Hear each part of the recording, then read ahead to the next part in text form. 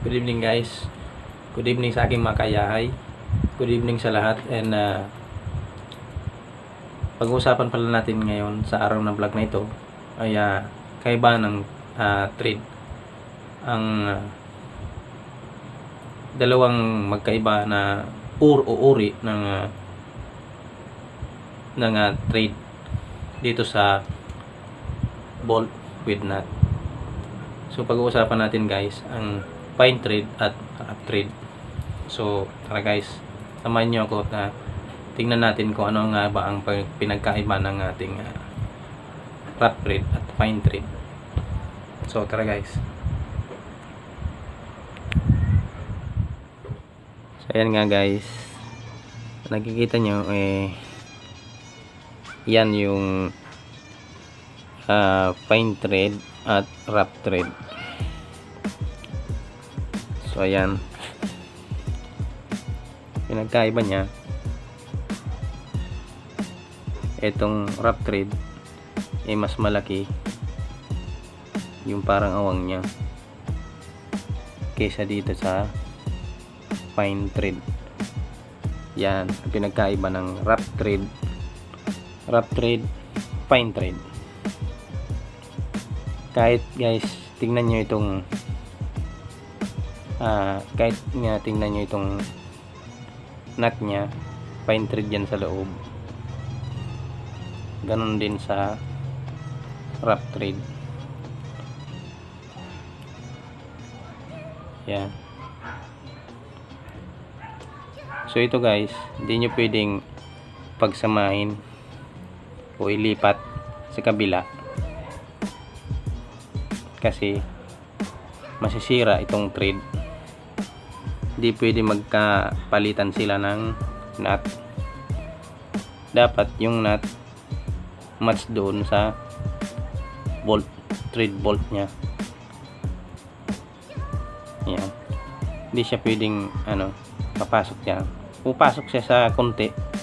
May papasok siyang part na pwedeng pumasok pero titigas na yan. Kahit itong isa, wala na, hindi siya didiretso, di ba? Kaya kung bibili tayo guys ng nut, kung nut lang o kasama itong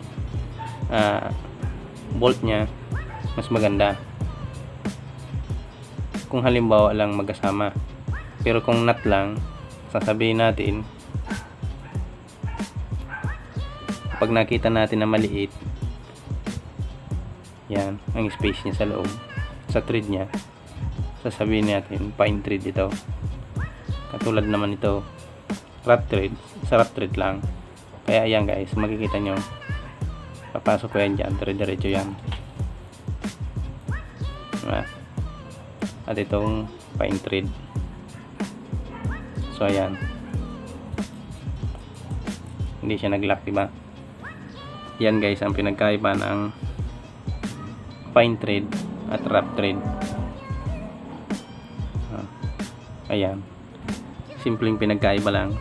Ngayon kung maglalak, higpitan nyo, luluwagan nyo, o kaya higpitan nyo clockwise, counterclock.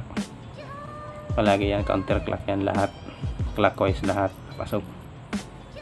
Katulad dito, clockwise, counterclock. Kahit pag ganyan yan, patayo o pababa, kaliwa man o kanan, maging harap patalikod, lagi clockwise kapag hihigpitan nyo at counterclock kapag luluwagan nyo. Mag fine thread yan o kaya rough thread. Pero mas mabuti na guys kung bibili kayo